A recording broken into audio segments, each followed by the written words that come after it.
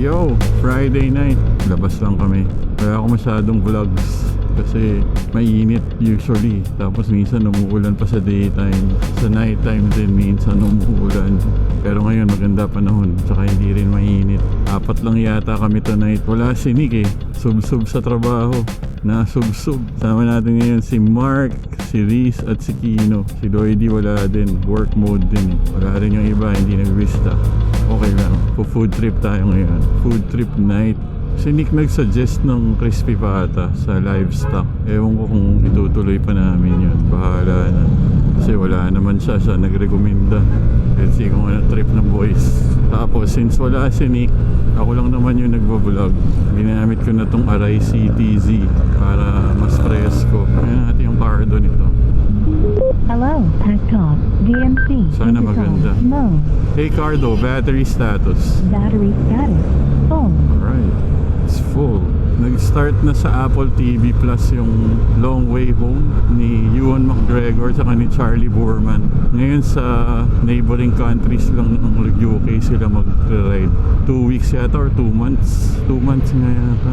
Matagal-tagal din yun. Tapos ang gamit nila ngayon mga motor, mga luma. 2 episodes pa lang meron. Pero kasi pag sila nagra-ride, masaya din. Pero syempre mas social kaysa kila Itchy Boots. Kasi si Itchy Boots mag-isa lang.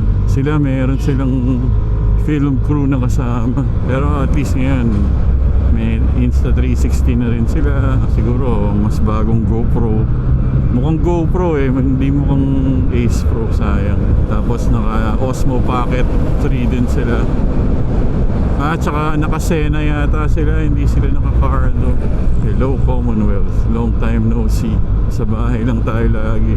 Si Rafi mukhang busy din, hindi rin nakakapag-Fortnite. Or baka hindi niya rin trip yung Star Wars season. Napakahirap kasi ang dami magagaling. Mula nung nag-umpisa yung Star Wars season, nakakaisang Victory Royale pa lang ako na solo. Tapos isang duo kami ni Rafi. Yung pa lang, sobrang hirap. Matatapos na daw yun sa June 7 yata. Dito mainit. Baka dahil sa mga sasakyan. Okay pa tayo sa gas, full tank pa rin. May lisensya na yung anak ko, grabe. Nakakuha na. Non-pro, pwedeng automatic na kotse, tsaka motor na manual, tsaka automatic. Talo pa niya yung mga ate niya. Okay kumuha ng lisensya dun sa LTO San Mateo. Maganda yung facilities. Okay din yung parang track nila doon. Mas malinis, bago kasi. Pero 3 beses din kami pumunta kasi yung unang beses inabot siya ng parang cut-off doon sa written exam, doon sa online exam na dapat on-site mo gagawin kasi 4 lang yung computers tapos ang daming nagtatake ng tests. Nandun kami ng 8 o'clock ng umaga. Sinabi lang sa amin na hindi na pwede, bumalik na lang sa susunod. 4:30 na. Imagine no, buong araw din kami dun. 1 day after kami bumalik. Priority na siya. Pero syempre, bumalik ka pa rin. Buti na lang, malapit lang sa bahay namin yun. Hindi hassle puntahan. Nung natapos na yun, hanggang sa practical exam, wala daw plastic card. Balikan na lang daw sa susunod na linggo. Kahapon namin binalikan. Ayun, may plastic card na. Parang medyo kupas lang yung pagkakaprint. Hindi kasing ganda ng quality nung lisensya ko na nakuha dun sa LTO main. At least meron siya, okay na. Pag nag-college siya, pwede na siyang either magmotor or mag-drive papunta sa eskwela niya, kung saan man yun. Yung Bristol Cab Pro natin, wala pa rin ORCR. Wala pa rin. It's been 1 month and 4 days. Grabe, tagal. Nakakainip. Nagka-problema daw sa customs yung parang police clearance, ewan ko ba, kaya natagalan. Kaya andun lang siya, garage queen sa bahay. Paminsan-minsan iniikot-ikot ko sa loob ng village, pero ganun lang, di natin mailabas. Mahirap na. Siyempre ayaw natin gumawa ng bawal, di ba? Pero ang sakit sa loob, di ba? Binili mo na nga eh, hindi mo pa magamit. Sana maayos nila yung sistema na yan. Kasi parang dati yung LTO chief nagsabi na siya na pagkalabas ng kasa may plaka na. Sana ganun nga mangyari, no? Pag nangyari yun, putsa, baka dumami yung motor natin.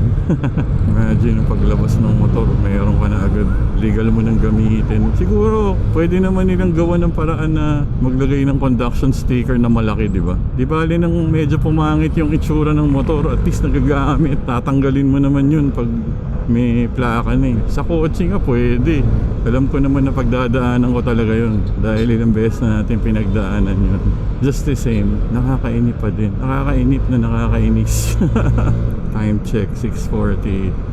Meetup time 7 PM daw eh. Pero malilate daw si Mark kasi wala na siyang work from home day. Gusto ko na talaga gamitin yung Cabro eh. Pero yung upuan ng Cabro, I think kailangan mahanapan ng solusyon yun kasi medyo matigas siya eh. Tsaka maliit lang siya eh. Baka kailangan ng foam, memory foam sana. Maglalagay ng additional memory foam layer. Ano kaya mayroon dyan sa Hydrowave? Restaurant siya eh. Akala ko dati club. Init na. Saan tayo, Johnny? Dito ba? Sa Doon may lang. coffee project? Tatawid tayo ng traffic light. So dito tayo. Oo. Alright, we are on our way to Livestock. Boss, pedestrian, huwag kayong kamote, boss. Baka ma-LTO kayo, boss. Oh, Ay, sorry. Bawal matras, dyan ka lang. Gusto ko lang yung pedestrian day. Atras. Atras. I'm thirsty. Hindi nyo man lang ako inalok ng ice chocolate. Natapong ko na, sayang. Wala, kanina pa nandyan si Johnny. Parit, nandyan ako 6:55, Brad. Anong petsa na? 7:51 na. Sabi si Mark Si Mark magtatrabaho. Muntik na ako umuwi. Sabi daw po. Tapos, Johnny, ikaw mauna. Ikaw may alam. oh sige. Tapos sa Next ulit tayo motor. halos katapat nung, bakit? Halos katapat nung mamaya. Halos katapat nung Livestock yung isang bilyaran. Ano pangalan? Basta makikita natin mamaya. Yung nasa triangle. Triangle? Oh, may triangle na corner dyan eh. Panay. Triangle na lahat. Oo. Aso ah. Si Rafi din, di nagpaparamdam. Tagal na rin namin di nakakalaro. Baka busy. Sa Fortnite? Oo. Wala, busy yun. Oo. Ayaw ko lang niya talaga kalaro. Ayaw na. Ayaw. Yun, dami niya biniling accessories eh. Oo. Tsaka yung binili niya sa akin ng birthday gift, pare, big time. Ito, Ito lucky ba? break. Ayan yan, lucky break. Niregaluhan ako ni Rafi ng Porsche, Brad. Anong Porsche? Sa Fortnite, oo. Laki nitong marka. Ay, ito na. Tangin Ito na, na ito na. navigator. Ito na, pare, Oh, no? sasabi.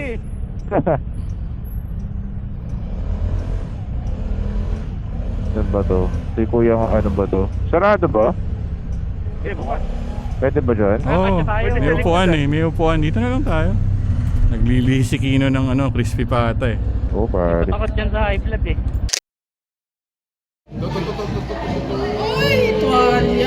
Wow! Pakita mo, yung popsicle stick. Ready? Yeah.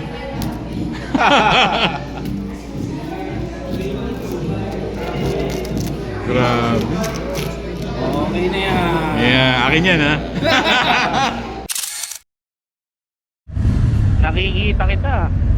Saan? Ha? Dun sa screen. Kakaliwa ka, Johnny. Kanan. Sige boy, salamat. Nice game, Mark. Johnny, nice Bye-bye, bye-bye. Sige, sige. Ingat. Congrats. Congrats. Ikaw saan ka, Riz? Bye, Johnny. Kaliwa ka? Kakaliwa ako eh. Sige, una na ako. Ingat ka. Bye-bye, boys. Ako mo. Andun sa bahay. Alright, rock and roll, boys. Uwi na. Ay po, tragis. Bakit? Gusto nyo mag-edsa? Eh, may harang eh. Goodbye. Friday night, Sharks. Kumain muna kami ng napakasarap na crispy pata sa Livestock. 4 lang kami. Tapos Sharks na lang, bilyar para mas matagal yung oras ng pagsasamahan. Doubles kami, 8 ball laro. Yung unang game, race to 5, panalo kami ni Mark. Tapos yung pangalawang game, race to 2, panalo ulit kami ni Mark. Hindi ako pumupusta eh, kaya si Mark yung pumusta on my behalf. Swerte, panalo. Masaya naman yung game. Ngayon, sana hindi traffic sa Commonwealth para mas mabilis tayo makauwi. Let's go home. Medyo mainit pa rin yung hangin ngayong gabi. Kaninang pag-alis ko medyo malamig pa eh. Ngayon, humid. Traffic ba sa Quezon Ba't ganyan? Ay, nakakainip talaga. Bristol Cab Pro. Hindi natin magamit. Sarap lang niya titigan eh. Ganda-ganda talaga eh. Napaka-unique sa daan. Super Cab Pro. Pag nakaganong ka, bihira eh. Wala ka masyadong kapareho. Nangawit yung likod ko. Halos buong gabi tayo nakatayo. Pero okay na rin. At least matunawan tayo ng maayos. Hindi rin tayo masyado kumain ng madami kasi mahirap. Pangit matulog ng sobrang busog. Sinakyan ko yung W800 ni Riz kanina. From livestock to sharks. Ang init. Hindi kayo naramdaman ng pulila na test ride ko eh. Kanina hanggang tangke mainit. Nasa wishlist ko yun eh. Pero dahil sa init niya, ayoko na. Pero maganda sa dalhin. Masarap siyang sakyan. Tsaka maganda yung shape ng handlebar ni Riz. Very easy to ride. Puya tayo sa bilyar. Alas 12 na. Ayos. Walang traffic. Buti na lang. Mukhang nag-break muna sila sa construction dahil sa election. Hirap lang magsalita pag itong CTZ yung gamit kasi napipit-pit niya yung cheeks. Kaya malaki yung possibility na makagat mo yung inside part ng cheeks mo. Sakit nun. Alright, tapusin na natin dito. Maraming salamat sa mga nanonood, sumusubaybay.